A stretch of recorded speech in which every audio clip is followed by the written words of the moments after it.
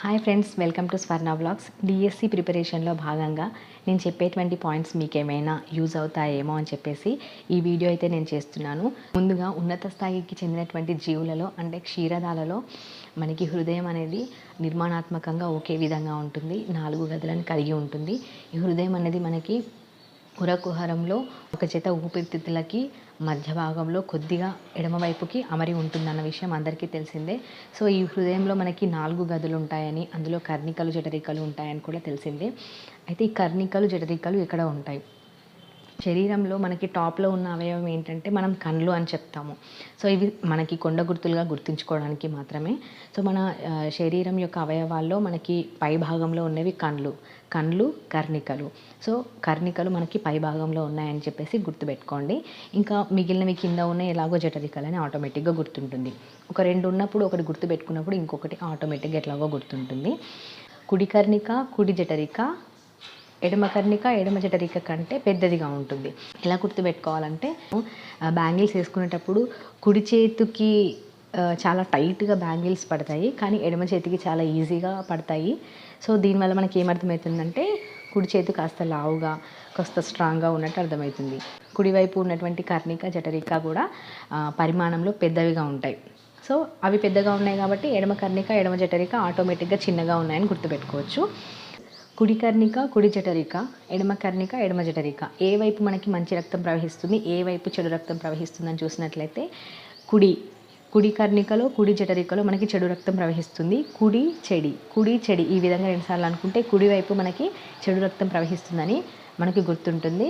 ఎట్లాగో కుడివైపు మనకి చెడు రక్తం ప్రవహిస్తుంది కాబట్టి ఆటోమేటిక్గా ఎడమ వైపు మంచి రక్తం ప్రవహిస్తుంది. మంచి రక్తం అంటే ఇక్కడ ఆక్సిజన్ సహిత రక్తాన్ని మంచి రక్తం అని, ఆక్సిజన్ రహిత రక్తాన్ని చెడు రక్తంగా మనం ఇక్కడ చెప్తాము.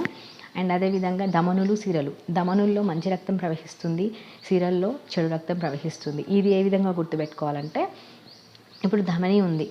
ధమని అనగానే మనకి ధర్మం చేయడం అనేది గుర్తుకు రావాలి. సో ధమని ధర్మం చేయడం అనేది ఎటువంటి లక్షణము? మంచి లక్షణము. కాబట్టి మనకి ధమనుల్లో మంచి రక్తం ప్రవహిస్తుంది. అదేవిధంగా సిర అనగానే మనకి సిగరెట్ కాల్చడం గుర్తుకు రావాలి. సిగరెట్ కాల్చడం అనేది ఎటువంటి లక్షణము? చెడు లక్షణము. కాబట్టి సిరల్లో మనకి చెడు రక్తం ప్రవహిస్తుందని గుర్తుపెట్టుకోవాలి. ఈ రెండిట్లో మళ్ళీ మనకి 2 గుర్తుంచుకున్న పాయింట్స్ ఏంటంటే పుపుస ధమని పుపుస సిర అనేటువంటివి ఉంటాయి కదా.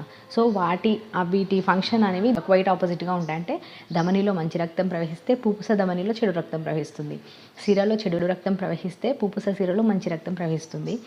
ధమనుల యొక్క వ్యాసార్థం సిరలతో కంపేర్ చేసినప్పుడు చాలా దృఢంగా ఉంటాయి ధమనులు. సో ఎందుకు అంటే ధమనులు వివిధ ఆమ్లజని సహిత రక్తాన్ని అంటే ఆక్సిజన్ ఉన్నటువంటి రక్తాన్ని శరీర భాగాలకు అన్నిటికీ పంపు చేయాలి. అంటే ఎక్కువ పీడనంతో శరీర భాగాలన్నిటికీ పంపు చేయాలి. కాబట్టి ఆ పీడనాన్ని తట్టుకునే విధంగా మనకి ధమనులు చాలా దృఢంగా ఉంటాయన్నమాట. అదేవిధంగా సిరలు మన శరీర భాగాల నుంచి చెడు రక్తాన్ని మనకి పైకి తీసుకురావడానికి అంత ఫోర్స్ అవసరం లేదు మనకి, అంటే అంత పీడనం అవసరం లేదు. కాబట్టి వాటి నిర్మాణము చాలా సరళంగా ఉంటుంది.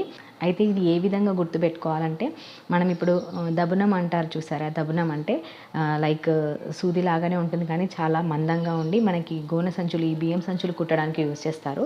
సో దబునం గుర్తుపెట్టుకోండి. ధమనులు దృఢంగా ఉన్నాయి, మనకి ఇక్కడ దబునం కూడా దృఢంగా ఉంది. అదేవిధంగా సిరాని మనం ఇక్కడ సూదితో కంపేర్ చేద్దాం. సూది చాలా సన్నపాటి మందంతో చాలా చిన్నగా ఉంటుంది, చాలా సన్నపాటి మందంతో ఉంటుంది దబునంతో పోలిస్తే. కాబట్టి ఇక్కడ సిర మనకి సూదితో పోలుస్తున్నాం కాబట్టి సిరలు దమనుల కంటే కూడా తక్కువ మందాన్ని కలిగి ఉంటాయని చెప్పేసి గుర్తుపెట్టుకుంటారని. ఏవైనా టాపిక్ని మనము వేరే వాటితో కనెక్ట్ చేసుకొని కొండ గుర్తులాగా గుర్తుపెట్టుకుంటే అవి మనం లైఫ్ లాంగ్ మర్చిపోవడానికి అసలు ఛాన్సే ఉండదండి. అండ్ ఈ వీడియో కనుక మీకు నచ్చుతుందని మనస్ఫూర్తిగా అనుకుంటున్నాను.